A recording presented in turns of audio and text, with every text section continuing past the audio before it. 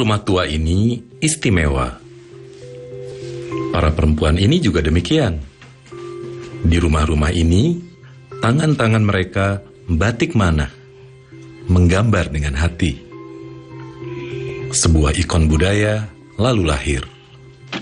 Anak juga udah... Iya, anak yang masuk sini.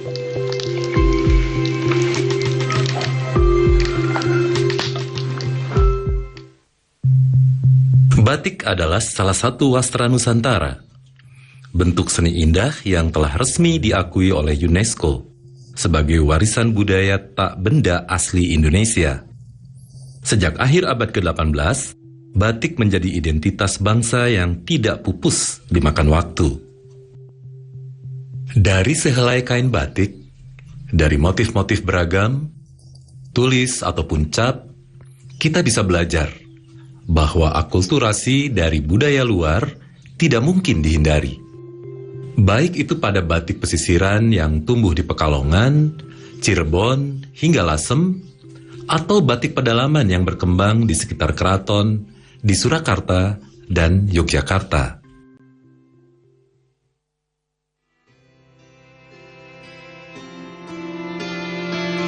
Borobudur di Magelang yang termasuk satu dari 5 destinasi pariwisata super prioritas, terletak tak jauh dari Yogyakarta. Namun, perjalanan batik di Borobudur tak semulus batik keraton. Ada jalan berkerikil, tetapi penuh harapan untuk menjadikan batik Borobudur sebagai salah satu elemen penting untuk pengembangan wisata. Salah satu peninggalan yang bisa kita jumpai itu di salah satu peta Belanda itu memuat satu titik di Dusun Bumi Segoro, itu pengolahan kain dengan pewarna alam. Mereka sebutnya indigo, begitu jelas sekali di peta itu. Hanya kemudian keluarga para pembatik ini entah pindah, entah gulung tikar, kemudian habis. Jadi sampai sekarang kita itu praktis tidak punya pembatik klasik. Baru memang sektor pariwisata ini kemudian meningkat, kita coba gali-gali lagi, yang kemudian melahirkan generasi-generasi baru ini. Yang paling baru itu kan Balai Konservasi Borobudur yang mengelola candi, itu mencoba mengaktualisasikan relief-relief itu dalam bentuk seni. Salah satunya desain batik, tari, musik, dan sebagainya. Jadi teman-teman ini dulu pernah kita temukan dengan para arkeolog di sana, bagaimana sih gambar-gambar yang ada, kemudian kita bicara etis, norma, mana yang boleh, mana yang tidak boleh, dan sebagainya. Karena ini juga bagian dari bentuk kreativitas. Maka banyak dijumpai, ya kemudian ini kita sebut motif Borobuduran. Motif baru yang dikembangkan, terinspirasi oleh Candi Borobudur.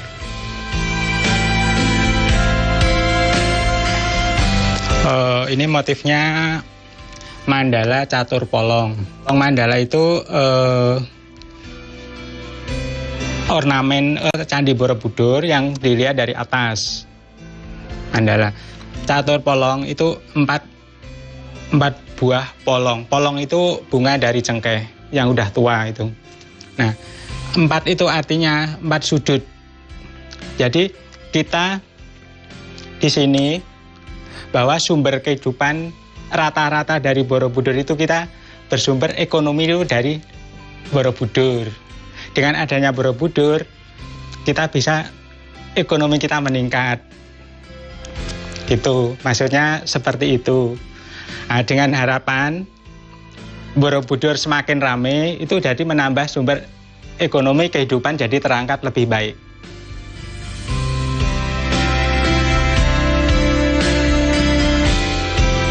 Candi Borobudur sejak lama memang menjadi magnet utama pariwisata. Ia bahkan telah diakui sebagai warisan dunia oleh UNESCO. Ia berkembang sebagai destinasi budaya berkelanjutan.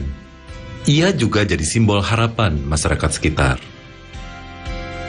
Tak hanya dari batik, masyarakat Borobudur bahkan berupaya menggali sektor lain yang memiliki potensi ekonomi, seperti jamu. Untuk daun-daun ini daun pepaya nanti untuk uyuk-uyuk. Kalau ini kunyit asam kan untuk perempuan lebih membutuhkan.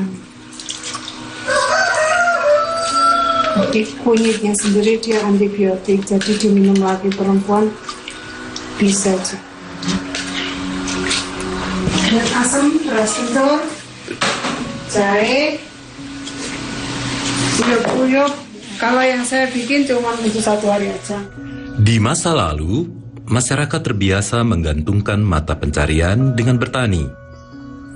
Sekarang, pilihan bidangnya lebih banyak. Kerajinan tangan, seni tari, sampai kuliner.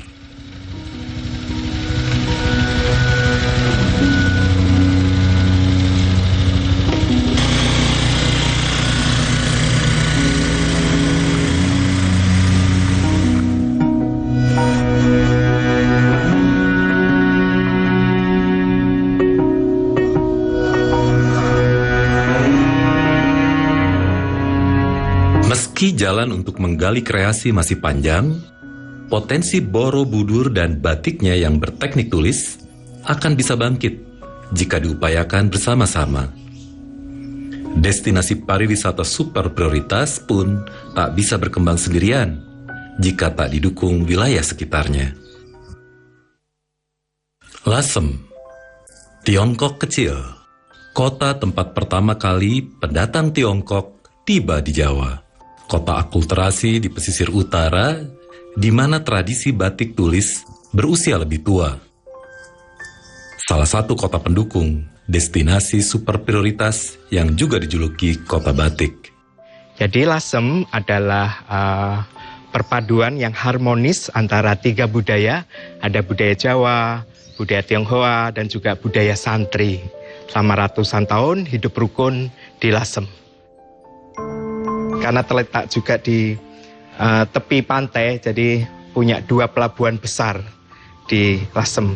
Kemudian masuk orang-orang Muslim, dan kemudian juga masuk orang-orang Tionghoa di Lasem, yang kemudian itu mulai membentuk satu kultur yang sangat menarik sekali, karena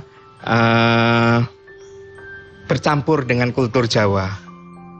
Kemudian di tahun 1800-an, tengah itu mulai terjadi bisnis batik yang kemudian menjadi sangat masif sehingga sampai mengekspor ke beberapa kota di luar Jawa.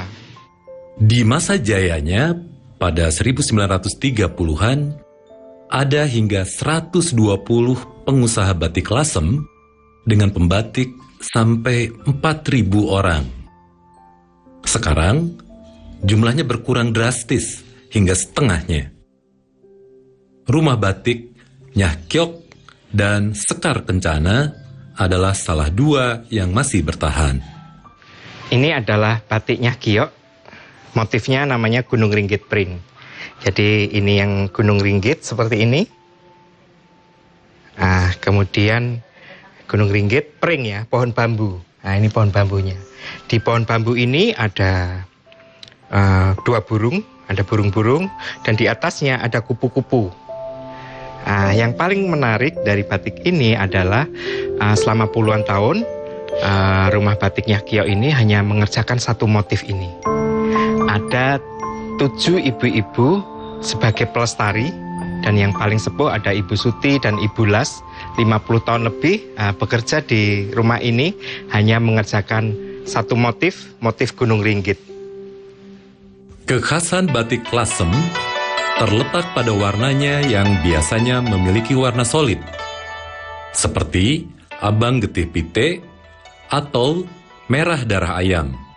Untuk motif, sebagian pembatik bersetia hanya pada 1 motif selama puluhan tahun, seperti para pembatik Nyah Kiok.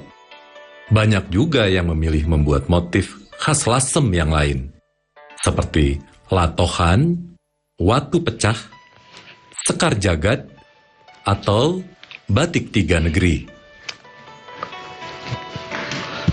Ahlan wa sahlan bikudumikum fi batik Lasem Sigit Wicaksono Sekar Kencana. Dulu batik Sekar Kencana itu di Lasem itu mulai berdiri tahun 1967, kisaran 1967 atau 68, itu yang batik tulisnya. Itu batik tulis. Itu yang memulai itu kakek saya, kakek Kong Sigit itu. Dan sebelumnya pun udah mulai sebenarnya kakek buyut saya itu, tapi dengan batik cap malah. Khas pesisiran itu mempunyai banyak nilai-nilai akulturasi budaya yang dituangkan dalam selembar kain batik. Itu tercermin di dalam batik Tiga Negeri Lasem tersebut, yang memakai tiga khas warna. Merah darah ayam itu adalah warna mitologi atau warna yang sangat identik sekali dengan ras Tionghoa seperti itu. Lalu ada warna biru indigo atau biru, itu sangat warna yang disukai oleh kaum kolonial dulu, para penjajah Belanda. Ada yang terakhir yaitu warna-warna soga atau warna kuning keemasan, itu adalah warna yang sangat identik sekali dengan masyarakat kita, seperti itu, masyarakat Jawa khususnya. Beberapa karya kami seperti ini, batik dengan sinografi dan batik dengan lafaz la ilaha illallah Muhammad Rasulullah, itu yang ini itu dibuat dengan penuh kehati-hatian untuk ketika melorot itu. Jadi biasanya kalau menyeser itu atau diinjak pakai kaki gitu, tapi kalau ini kita harus ucek dengan tangan dengan hati-hati. Lalu yang ini adalah salah satu karya besar kakek sendiri, yang mana mencampurkan antara menunjukkan kembali bahwasanya batik itu juga bagian dari akulturasi budaya sejak zaman dahulu. Kalau zaman dahulu kan warna merahnya seperti yang saya tadi jelaskan. Lalu ada yang namanya ini sinografi tulisan peribahasa Konfusius yang kakek buat, itu diletakkan di kain sini, yang berisi tentang artinya itu seisi rumah bahagia dan sejahtera, sumber rezeki melimpah ruah, seperti itu. Itu dulu Lasem yang memperkenalkan batik pada zaman dahulu kala itu, yang di Lasem khususnya itu malah suku Tionghoa sendiri gitu. Yang kita kenal namanya itu Nalini atau Putri Binangun itu.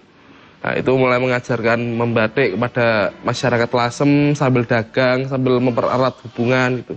Maka kalau di Lasem itu tidak canggung lagi seperti antar etnis itu tidak ada canggung sendiri. Seperti sama. Kembali ke batik Tiga Negeri. Batik ini terdiri dari 3 warna. Dan di masa lalu, ketiganya dibuat di 3 kota berbeda. Merah di Lasem, biru di Pekalongan atau Kudus, dan terakhir Sogan di Yogyakarta atau Surakarta.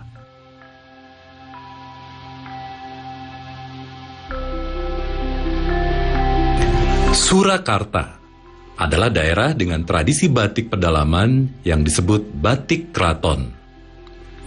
Berkembang di wilayah sekitar keraton, merupakan batik tertua di Jawa. Memiliki nuansa warna yang bersahaja, seperti hitam, coklat, dan sogan.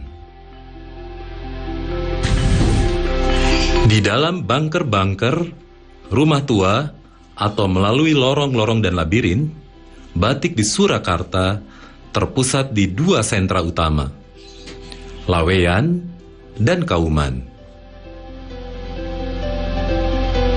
Laweyan historinya sangat panjang. Jadi sebelum tahun 1500 daerah Laweyan itu sudah ada. Dan mengapa disebut Laweyan? Laweyan itu dari lawe itu benang. Di sekitar Laweyan dulu adalah hutan kapas yang sangat luas dan kapasnya sangat bagus. Bisa dikatakan menghasilkan benang nomor 1. Sehingga akhirnya kawasan ini penghasil raw material benang, kemudian juga ada dilewati sungai, di mana anak sungai Bengawan Solo. Di sungai itu menghubungkan ke Bengawan Solo, di sana di pelabuhan beton. Baru setelah dari itu ke Bengawan Solo, ke pantai utara, baru dari pantai utara nyebar kemana-mana. Sehingga disinilah akhirnya menjadi suatu pusat industri benang, dan kemudian dari tenun menjadi batik. Jadi buku dulu itu selalu ada slogan. Ini tahun 40, dengan gunting dan jarum keliling dunia. Ya, ini menunjukkan bahwa kita itu optimis, istilahnya untuk mandiri. Termasuk ini suatu bukti bahwa Laweyan pusatnya ekonomi, karena ini kami mempunyai foto asli tahun 49 yang menunjukkan rumah-rumah hancur dibom oleh Belanda. Dan di sini dicatat ada korban luka berapa korban. Jadi ini tahun 49, jadi kelas kedua Belanda. Batik tempo dulu tahun 56, 55 ini juga dulu sangat rapi dituliskan batik seperti ini, rumusnya ini dan sebagainya. Ini masih seperti ini, rumusnya, campuran warnanya seperti apa.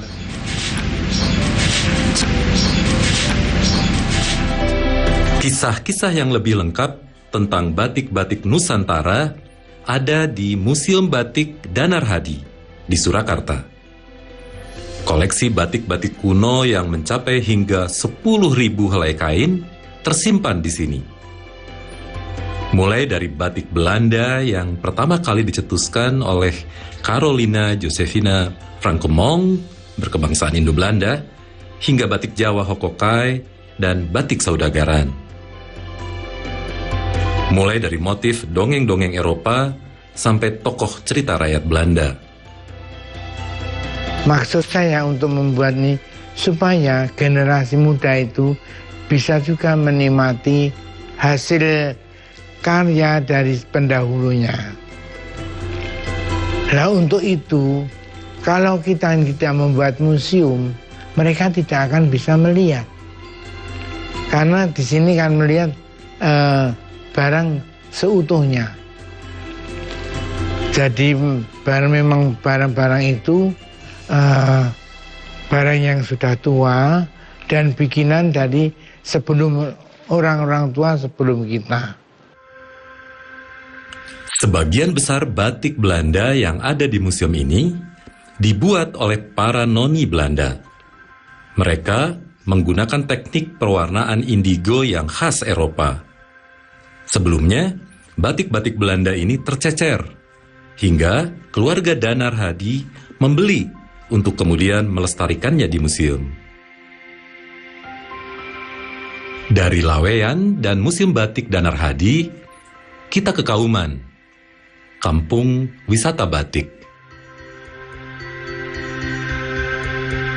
Kampung Kauman ini keberadaannya seiring dengan keberadaan keraton di Surakarta beserta para abdi dalam ulama yang lainnya bertempat tinggal di daerah sekitar Masjid Agung itu yang kemudian disebut Kampung Kauman. Kauman itu kata dasarnya adalah kaum. Kaum itu seorang yang mengerti agama Islam, nah itulah kaum. Itu biasanya seperti itu. Dari banyaknya kaum itu sebutlah kauman. Dulu keraton itu sering menggunakan tanda kutip jasa dari atau karya dari warga Kauman. Salah satunya juga batik. Batik yang ada di Kauman ini dulunya memang sangat digemari atau banyak sering dipesan oleh pihak kerajaan.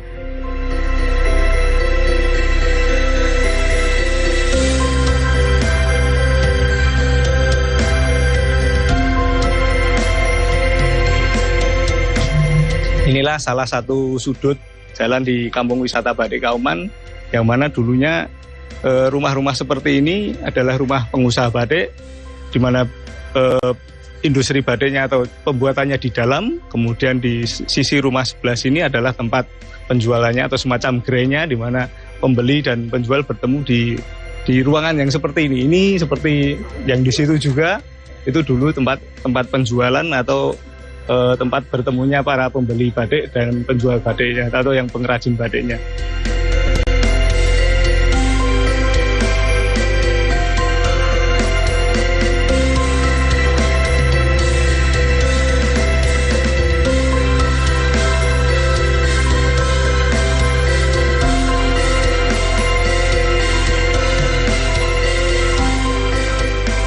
Di Kauman ini pada tahun 2006 pengusaha batik itu tinggal sekitar kurang dari 10. Kalau kita hitung hanya sekitar 8 pengusaha batik yang tersisa. Padahal sebelumnya kalau kita lihat di beberapa peninggalan baik rumah, baik karya itu hampir lebih dari 80%, 90% warga Kauman itu punya usaha batik meskipun tidak lengkap dari A sampai Z karena batik ini kan prosesnya banyak. Nah, kemudian teman-teman yang masih tersisa ini khususnya generasi kami ketika itu ya masih muda lah, kita masih belum berumur 40-an itu kita coba menggali dan membangkitkan lagi untuk usaha batik yang ada di Kauman ini. Ketika itu kita alhamdulillah juga punya wali kota yang baru, Pak Jokowi. Kemudian Pak Wali Kota mencanangkan Kauman sebagai kampung batik seperti itu. Secara forum rembuknya kita punya namanya organisasi Paguyuban Kampung Wisata Batik Kauman. Kita mengacu ke wisata karena memang kita realitas bahwa di Kauman potensinya bukan hanya batik.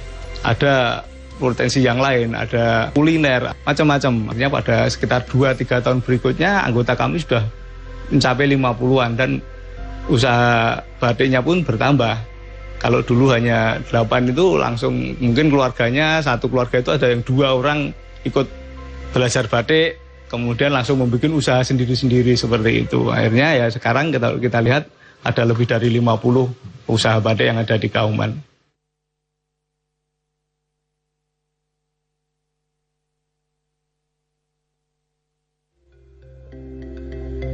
Batik, baik itu tulis, cat, atau bahkan print, menjadi penggambaran sempurna bagaimana berbagai budaya bisa saling memengaruhi.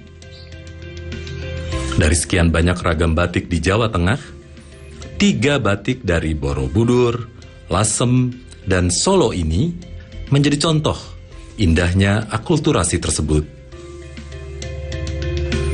Batik adalah tentang mendokumentasikan tradisi di masa lalu menjadi harapan di masa sekarang, serta warisan yang harus dijaga untuk masa depan.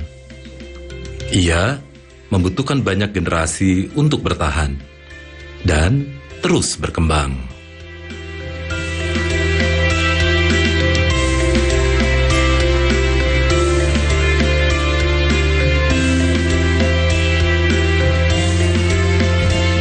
Pertanyaannya, sekarang sebesar apa cinta kita pada batik? Sehingga begitu berkeras melestarikannya.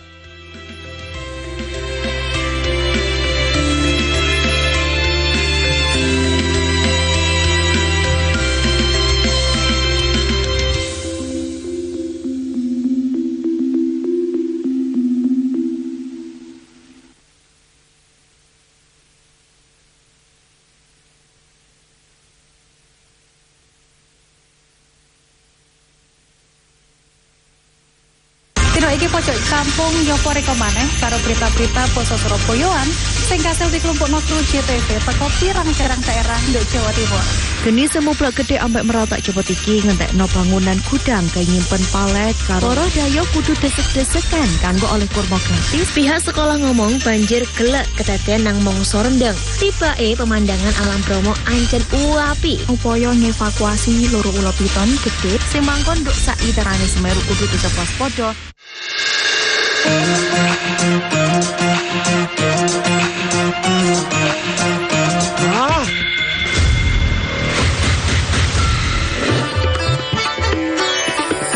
Wow. Aha. Wow.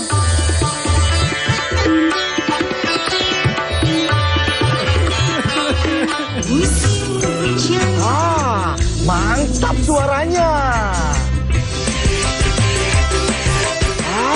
Yahut goyangannya. Stasiun Dangdut digoyang sama Yahut. Dari 150 kali gempa tersebut, 2 diantaranya memiliki kekuatan signifikan. Selama ini pabrik rumahan tersebut memproduksi arak jenis Trobas tanpa izin. Untuk keripik singkong dan jagung ini sangat murah meriah. 5 kapal penumpang ini diberangkatkan secara bergiliran sejak pagi hingga petang. Para tersangka memalsukan beras SPHP yang dikemas menjadi beras premium. Dugaan sementara kebakaran dipicu oleh korsleting kelistrikan mobil. Saksikan Jatim Awan hanya di JTV. Kerambimu kang tadi wegati ping 4. Sapa? Lelah Dede. Dhewe kaya iki tok. Gak tau gantinya wis iki tok. Aja guyon aku serius. Lho, kau biasa ya guyon terus gak duluran ae lho. Iki lek gak guyon gak diundang maneh, Tru. Ora takok. Lho ya gak pola takok. Kok ya nuduh aku awakmu. Dipisah. Salah terus. Dicari dulu, siapa tahu kita lesung gitu loh. Jadi orang tuh yang harus yang bijak gitu loh. Iki lho dewasa. Bagi Megawati, gelar MVP putaran ketiga ini adalah gelar MVP untuk kedua kalinya. Nikola Jokic mencatat triple-double di angka 23 poin, 17 rebound, dan 15 assist. AC Milan sukses meraih trofi pertamanya di musim ini, yaitu trofi juara Supercoppa Italiania. PSSI Senin kemarin mengumumkan pemecahan Sintayong dari kursi pelatih kepala timnas Indonesia. Duwe pulsa. Gak duwe pulsa iki lho Ron, tak bedheki kon iso jawab oleh pulsa. Temen lagi. Ayo, Tukang gendam. Ayo. Oh, tukang sihir. Iki. Loh, iki. Ya, delok. Wah, bener. Iso. Oleh pulsa. Lah, oleh pulsa. Gawe kanca-kanca kabeh dulur-dulur kabeh sing kepengin oleh pulsa, melok kuis cetak setiap Jumat, Sabtu, Minggu. Jam 6 karo jam 8 bengi nang nggone cetak. Nonton sampai di jam penak JTV. Konco-konco Jawa Timur, saya langsung ke Pak Jum ini. Jadi masyarakat tetap menjaga hutan, tetap lestari, tapi juga dapat makan dari sini. Membedakan cukai asli dan palsu. Tembakau yang ditanam di Indonesia, pertanian, terutama pertanian tembakau, memberikan edukasi pembiasaan. Kapan di sini bisa dievaluasi dan tidak? Anak PAUD sama SD kelas 1 sampai kelas 3 kita berikan makan pagi gratis. Makan pagi. Hingga Kamis sore, banjir di Desa Rejosolor belum surut dan ketinggian air mencapai 1 meter. Karya mahasiswa semester 3 ini dibuat untuk siswa berkebutuhan khusus. Pelaku berhasil ditangkap anggota Catantas Polda Jatim di wilayah Madiun. Tempat ini menjadi salah satu pilihan bagi masyarakat yang ingin menikmati liburan akhir pekan bersama keluarga.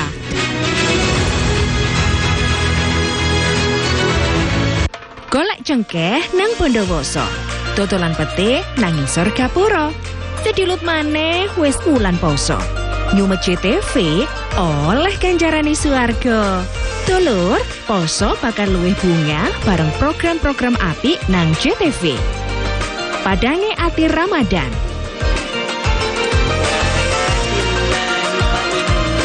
Dapur kita Ramadan. Sahur bareng.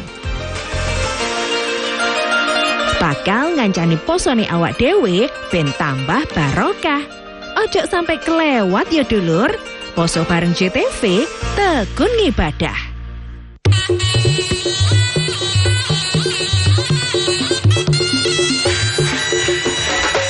JTV 100% gone wong Jawa Timur, 100% menghibur rakyat makmur.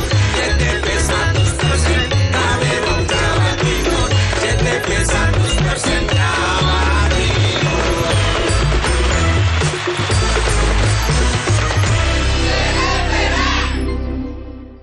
Halo pemirsa, apa kabar Anda hari ini? Jelajah Kuliner kembali berjumpa bersama saya Cahyani Dean. Dan saya masih akan merekomendasikan Anda berbagai tempat kuliner pilihan yang tentunya asyik dan juga menarik.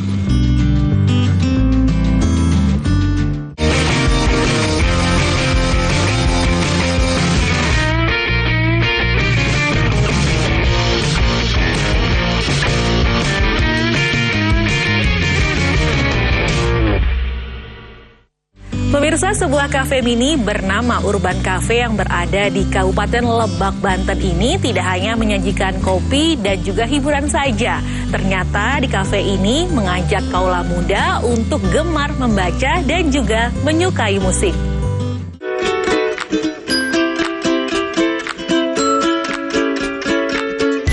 Tempat ini nampak seperti kafe pada umumnya. Kafe bernama Urban Cafe ini berada di Jalan Nasional Desa Hagarmana, Kecamatan Pangkarangan, Kabupaten Lebak, Banten. Didirikan pada 2017 lalu, Urban Cafe diartikan sebagai hijrah. Kafe ini setiap malam ramai dikunjungi para pengunjung, terutama kaula muda. Jika biasanya kafe identik dengan hiburan musiknya, Urban Cafe berbeda. Urban Cafe mengajak pengunjung merasakan suasana nyaman dengan bermusik, juga menambah ilmu pengetahuan melalui buku. Pengelola Urban Cafe Zai Ausof berharap Urban Cafe dapat mengajak kaula muda berprestasi, berkreasi, dan menyukai membaca buku.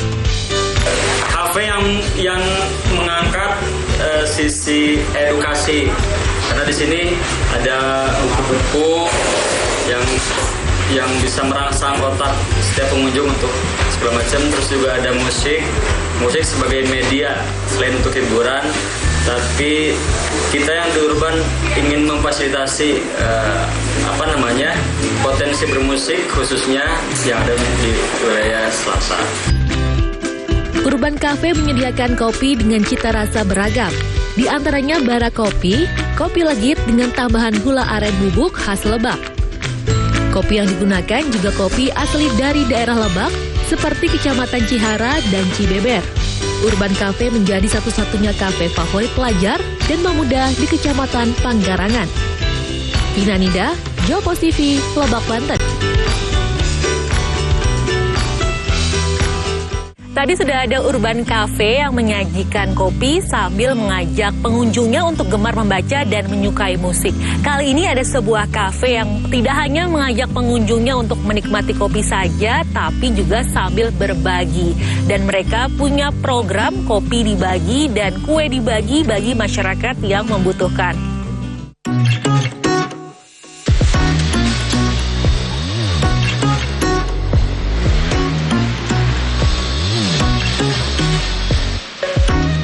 Berbagai kedai kopi dengan konsep unik banyak dijumpai di Jakarta. Salah satunya kedai kopi di Fabis Coffee & Tea.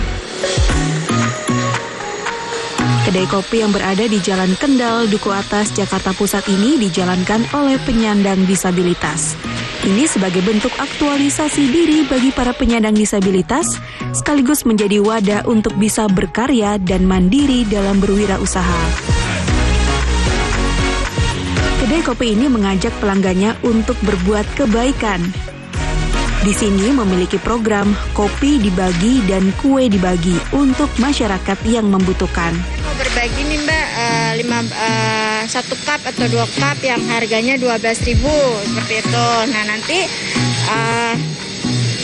nanti setelah mereka bayar akan diberikan magnet seperti ini. Ini untuk khusus kue. Untuk minuman ada sih. Nah, misalkan pembelinya saya mau berbagi minumannya, makanannya 2 cup atau 2 slice seperti itu. Nah, nanti akan dibagi 2. Nah, 2 dikasihkan magnet ini 2 dan nanti akan ditempel di sana. Nah, begitu nanti ada yang seperti pemulung, pengamen, anak-anak jalanan, ojol, mereka mau ngambil kue ini, tinggal ditukarkan aja magnetnya ke teman-teman yang menjaga. Seperti itu, Mas. Pelanggan yang ingin membeli sekaligus berbagi kopi dan kue yang dijual di kedai kopi ini tidak perlu kesulitan berkomunikasi dengan teman-teman tuli yang mengelola kedai kopi. Setiap pelanggan yang ingin memesan cukup memberikan bahasa isyarat yang ada di menu atau menunjuk menu yang ingin dipesan. Teman-teman tuli yang bekerja bisa membaca gerakan bibir para pelanggan.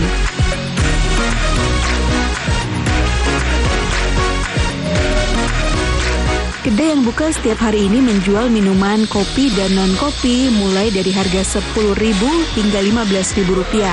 Sementara untuk kue sifon dan bolen dijual dengan harga Rp8.000 hingga Rp45.000. Nah, untuk Anda yang ingin menikmati kopi sekaligus berbagi, kedai kopi di Fabis mungkin bisa menjadi salah satu rekomendasi untuk Anda. Devri Novaldi, Arisandi, CPM TV, Jakarta.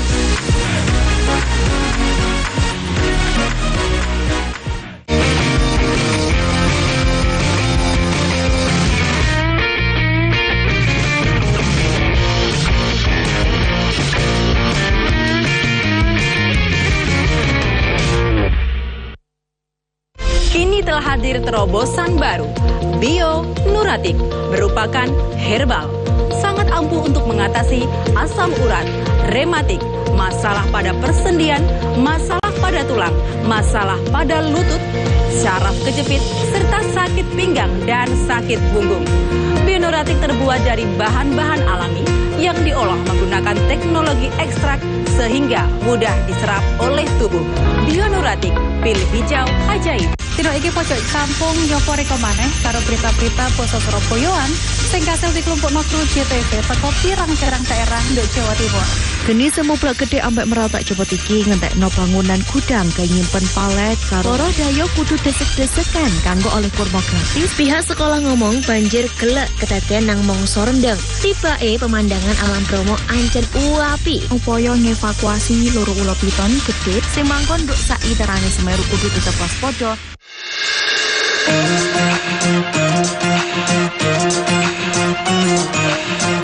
Wow.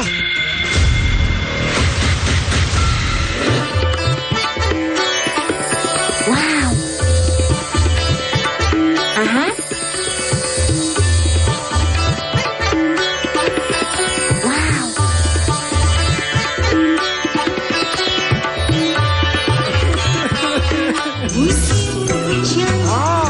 Mantap suaranya. Yahut goyangannya. Stasiun dangdut digoyang sama Yahut. Dari 150 kali gempa tersebut, 2 diantaranya memiliki kekuatan signifikan. Selama ini pabrik rumahan tersebut memproduksi arak jenis Trobas tanpa izin. Untuk keripik singkong dan jagung ini sangat murah meriah. 5 kapal penumpang ini diberangkatkan secara bergiliran sejak pagi hingga petang. Para tersangka memalsukan beras SPHP yang dikemas menjadi beras premium. Dugaan sementara kebakaran dipicu oleh korsleting kelistrikan mobil. Saksikan Jatim Awan hanya di JTV. Kerambimu kang sak dina ganti ping 4. Sapa? Lelah Dede. Adewe kaya iki tok. Gak tau gantinya wis iki tok. Ojo guyon aku serius. Lho, kau biasa ya guyon terus gak duluran ae lho. Iki lek gak guyon gak diundang maneh, Tru. Ora takok. Lho ya gak pola takok. Kaya nuduh aku awakmu. Dipisah. Salah teru. Dicari dulu, siapa tahu televisi gitu loh. Jadi orang tuh yang harus yang bijak gitu loh. Iki lho dewasa. Golek cengkeh nang Bondowoso, dodolan pete nang ngisor gapura. Sedilut maneh wis wulan poso. Nyumet JTV oleh ganjarane swarga. Dulur, poso bakal luwih bunga bareng program-program apik nang JTV. Padange ati Ramadan.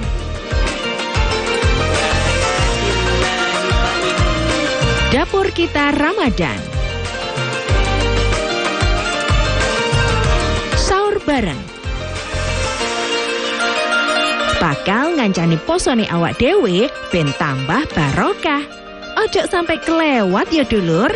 Poso bareng JTV, tekun ngibadah.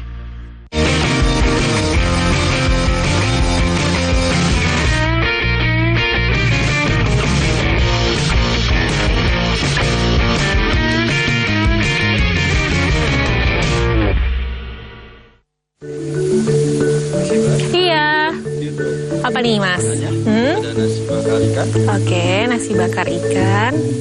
Yang paling favorit di sini ya? Di sini ada minumannya juga. Ya. Oke, ini minumannya. Wow. Selanjutnya apa lagi nih? Ini ada kelapa batok hasil dari perkebunan. Oh, ini kelapa batok hasil dari perkebunan sini. Iya. Nah, saya bantu. Oke. Terima kasih ya, Mas.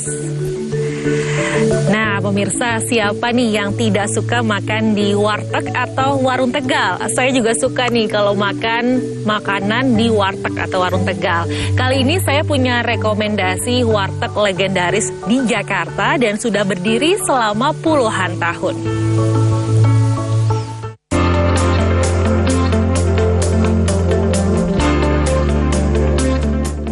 Warteg Warmo, salah satu warung Tegal tertua di Jakarta. Warteg Warmo sudah berdiri sejak 1969. Warteg yang terletak di Tebet, Jakarta Selatan ini selalu dikunjungi pembeli dari berbagai kalangan. Pembeli datang ke Warteg Warmo dengan berbagai alasan, mulai dari menyediakan lauk pauk lengkap, warung makan yang bersih, serta cita rasa yang masih terjaga. Warteg Warmo menyajikan lebih dari 40 menu makanan, seperti cumi, babat, telur dadar, hingga aneka sayur. Generasi kedua dari Warteg Warmo, Sam Reza, telah menjalankan usahanya untuk melestarikan tradisi keluarga. Walau saat ini bisnis warteg sudah menjamur, namun Warteg Warmo masih menjadi pilihan utama pembeli. Menu, paling menu. Ya variatif lah kita. Ya karena udah langganan mungkin dari mulut ke mulut. Ya teruslah lanjutin dari orang tua gitu. Beberapa pembeli mengaku setia makan di sini.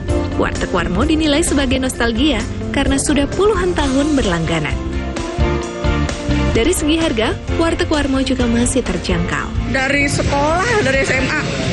Terus saya tinggal di Tebet. Tinggalnya memang di Tebet. Kenapa sih Bu milih makan Enak, makanannya enak, terus bersih tempatnya. Terus sudah ada terkenal kan jadinya. Keren. Banyak menunya, banyak pilihan. Apa yang paling disuka dari sini? Kalau aku suka cuminya. Makanya kalau kesini nyarinya cumi. Ya hampir sering lah. Dari sejak tahun berapa? Tahun 89 ya, saya dulu kerja sebelah. Kalau apa sih Pak yang milih Warteg Warmo dibanding tempat-tempat lain? Ya ada yang menunya banyak, terus makanan juga enak. Nah cukup lah. Kini, warteg sudah menjadi menu wajib sehari-hari bagi masyarakat dari berbagai kalangan dan pekerjaan. Warteg Warmo buka 24 jam, sehingga selalu menyediakan hidangan lezat bagi Anda yang merasa lapar. Ori Salvian, JPM TV.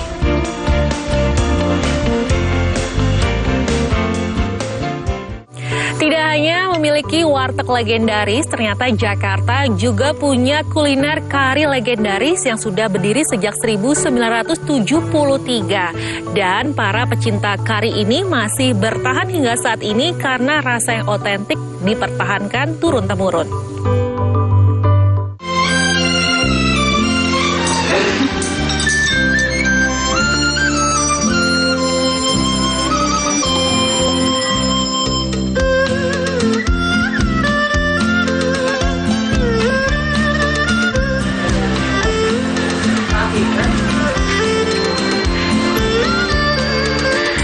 Jalan-jalan ke kawasan Glodok, Jakarta Barat tidak lengkap rasanya jika tidak kuliner. Di sini juga ada loh kuliner yang halal, salah satunya adalah tempat yang akan saya datangin ini.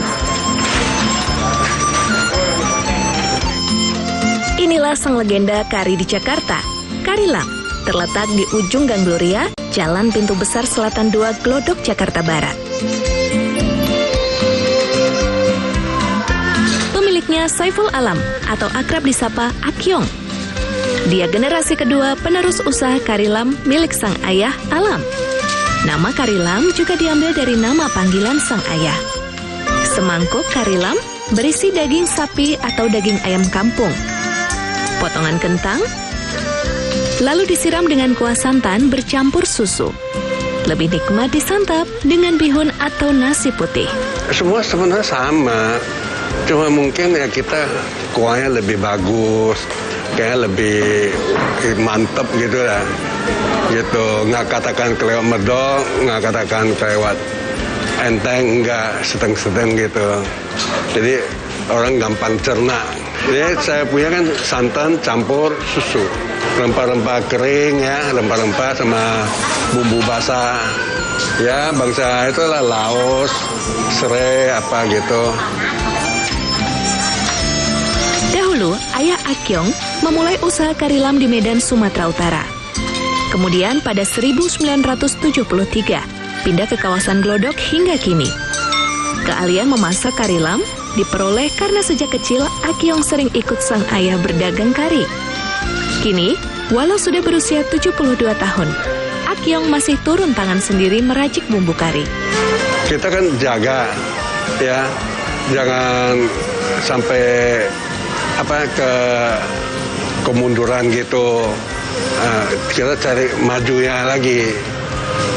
Gimana supaya lebih bagus. Ya pertahankan cirinya itu, namun kasih maju lagi gitu. Kalau kita makan berasa itu kuahnya ya, wangi nggak katakan medok lah ya. Kayak ada apa gitu, santan-santannya itu ya, supaya enak gitu. Bantu sih dari dulu juga ada yang bantu. Ya cuman kita pegang peranan kita lah gitu. Berkat resep yang dipertahankan turun-temurun, kari lam selalu punya penggemar setia dari generasi ke generasi. Aku udah lama sih langganan. Dia enak sih emang, makan dari zaman papanya dulu. Ayam, kari ayam. Ini karena pandemi sih udah jarang-jarang sih gitu loh. Kalau dulu sih paling sebulan 2 kali gitu. Kalau dia sih enak sih ya, nggak bisa diinin lah ya. Dari dulu emang begitu aja dari papanya, nggak pernah berubah, sama aja. Kari ayam. Semangkuk kari lam, sapi atau ayam kampung dijual Rp50.000. Bila menambahkan bihun atau nasi, Rp55.000 per porsi. Kari lam buka setiap hari pukul 8:30 pagi hingga 16 waktu Indonesia Barat.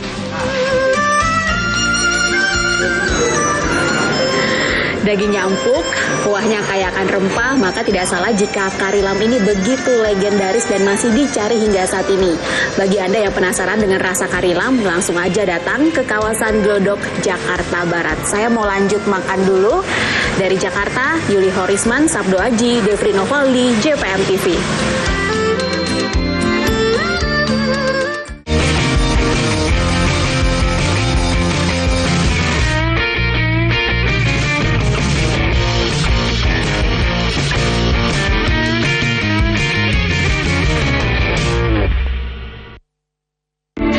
Prosifa sudah terdaftar resmi di Badan POM dan memiliki sertifikat halal MUI, terbukti aman tanpa efek samping. Seminggu saya konsumsi rutin Prosifa, akhirnya bisa sembuh.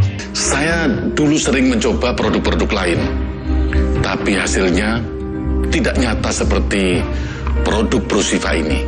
Ingin sehat? Minum Prosifa.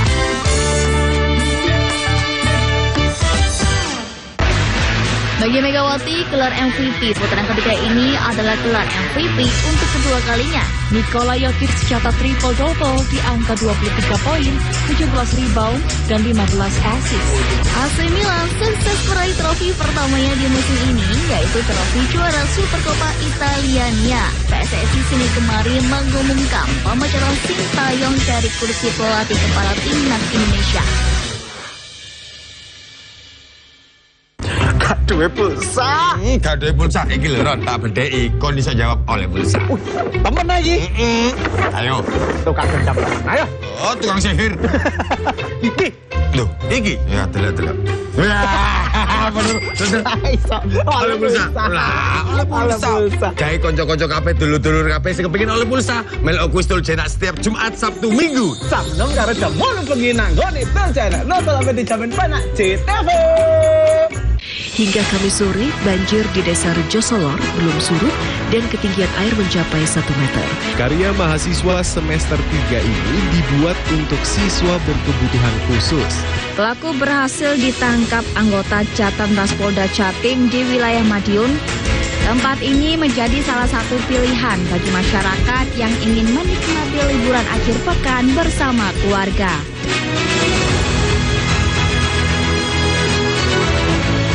Golek cengkeh nang Bondowoso, dodolan pete nang ngisor gapura. Sedilut maneh wis wulan poso. Nyumet JTV oleh ganjarane swarga. Dulur, poso bakal luwih bunga bareng program-program apik nang JTV. Padange ati Ramadan.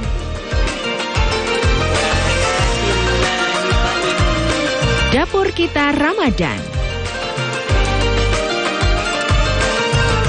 Sahur bareng. Bakal ngancani posone awak dhewe ben tambah barokah. Ojo sampai kelewat ya dulur. Poso bareng JTV, tekun ngibadah.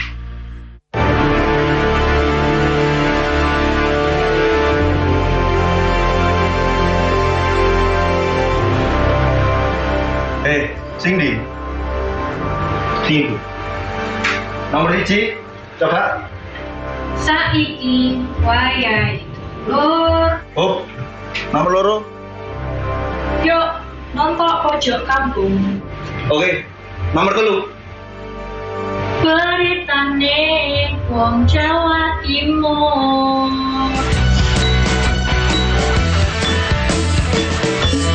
Pojok kampung beritane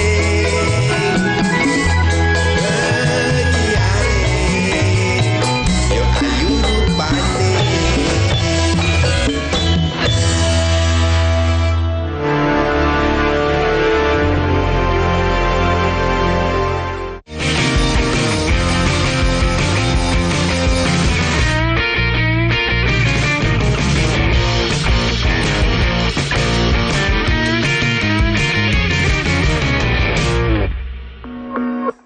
Pemirsa, banyak cara yang bisa dilakukan untuk mendatangkan pundi-pundi rupiah, seperti yang dilakukan salah satu siswa SMP Negeri 1 Surabaya yang mengolah daun katuk menjadi keripik yang renyah dan juga lezat.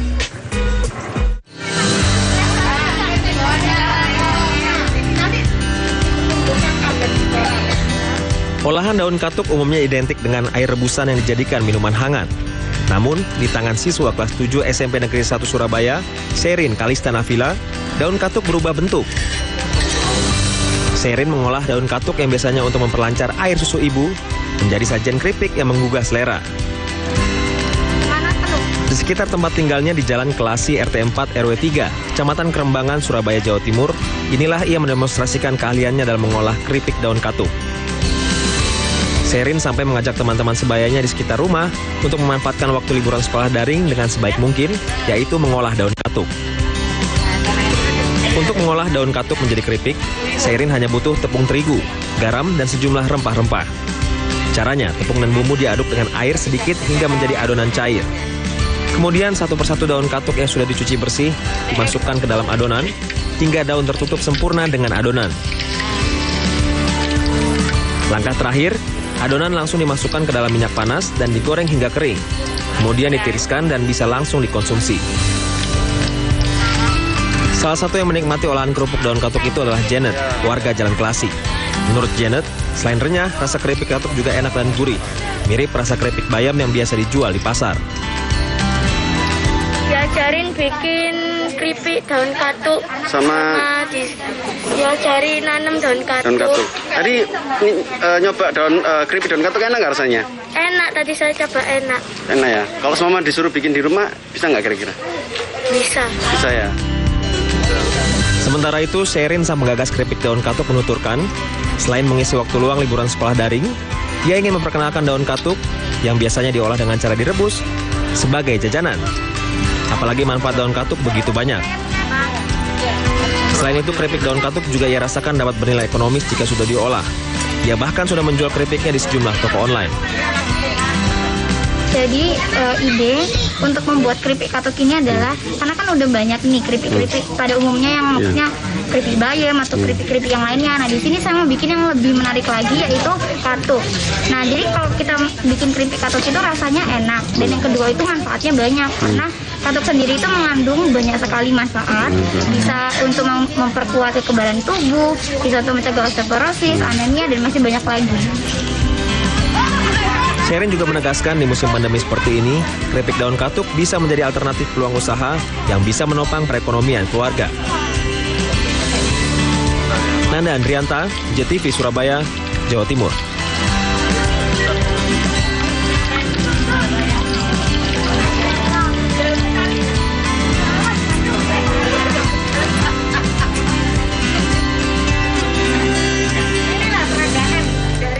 Berikutnya ada kerupuk favorit saya nih pemirsa, yaitu kerupuk rambak. Biasanya kan kita mengenal kerupuk rambak ini berbahan dari kulit daging sapi ataupun kulit kerbau. Tapi kali ini berbeda. Kerupuk rambak ini terbuat dari kulit cumi-cumi.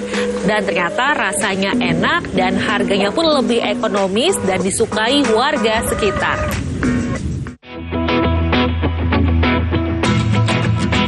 Kabupaten Tuban, Jawa Timur terkenal dengan hasil laut yang melimpah. Sri Kayatin, warga desa Dawung, Kecamatan Palang, Kabupaten Tuban, terinspirasi dengan hasil laut di daerahnya dan melihatnya sebagai peluang usaha. Dia membuka usaha inovasi beraneka camilan berbahan hasil laut. Salah satunya kerupuk rambak cumi-cumi atau biasa disebut squid. Jika umumnya kerupuk rambak dibuat dari kulit sapi atau kulit kerbau, kerupuk rambak squid berbahan dari bagian kulit cumi-cumi. Rasa rambak squid tak kalah lezat dengan pendahulunya, rambak kulit sapi atau kerbau. Proses pengolahannya tidak terlalu rumit. Kulit cumi-cumi yang terkumpul diberi bumbu racikan. Setelah bumbu meresap, kulit cumi dikeringkan di bawah terik sinar matahari. Selanjutnya, kulit cumi kering digoreng menggunakan minyak panas hingga menggembang dan teksturnya renyah. Rambak cumi memiliki tekstur lembut sehingga tidak gatal di tenggorokan. Rasanya gimana? Rasanya itu gurih, rasa bawangnya terasa, terus cuminya juga enak gitu, nggak berbau amis. Bedanya dengan rambak kulit sapi? Kalau rambak cumi ini kan dimakan itu nggak nyereti gitu di tenggorokan. Kalau sapi itu kan kadang-kadang kering terus akhirnya nyeretin gitu. Kalau ini enggak. Pembuatan kerupuk rambak squid juga terinspirasi dari keberadaan pabrik pengolahan cumi-cumi di desa tetangga.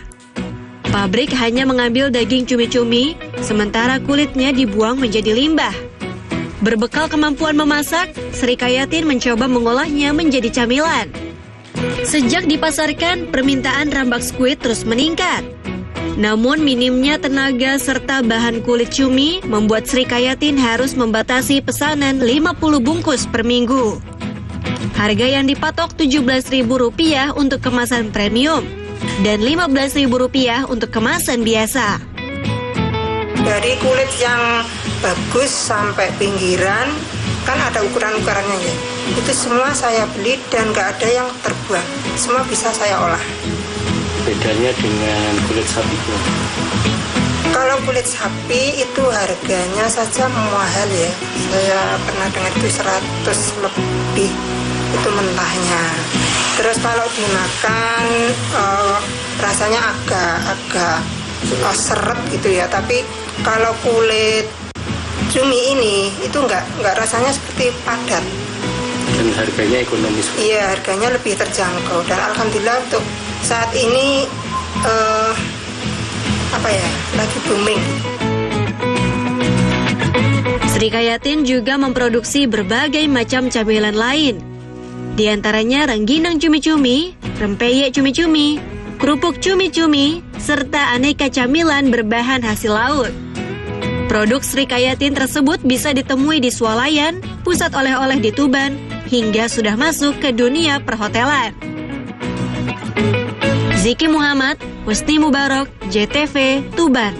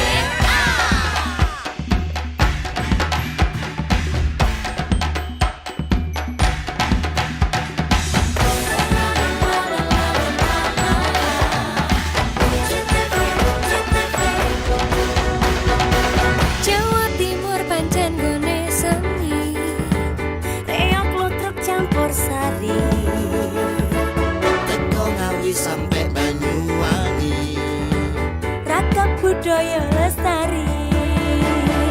Mojo Pahit Singosari Kediri Bukti Ayo rek kuyuk makaryo Jawa Timur tambah joyo. JTV 100%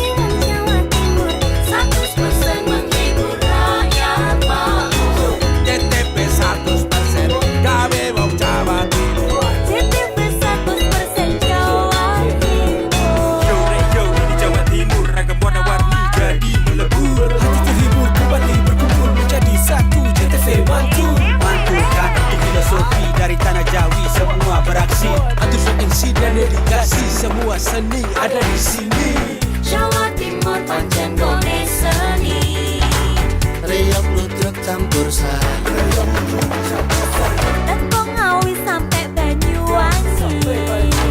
Ragam budaya lestari. Mojopahit Singosari berdiri berdiri. Ayo rek guyo makaryo Jawa Timur tambah jaya. JTP 100% gone wong Jawa Timur. 100% menghibur rakyat makmur. JTP 100% gawe wong Jawa Timur. JTP 100% Jawa Timur. JTP 100% gone wong Jawa Timur. 100% menghibur rakyat makmur. JTP 100% gawe wong Jawa Timur. JTP 100% Jawa Timur.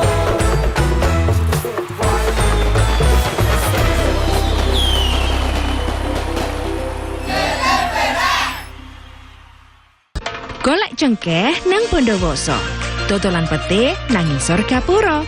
Sedilut maneh wis wulan poso. Nyumet JTV oleh ganjarane suwarga. Dulur, poso bakal luwih bunga bareng program-program apik nang JTV. Padange ati Ramadan.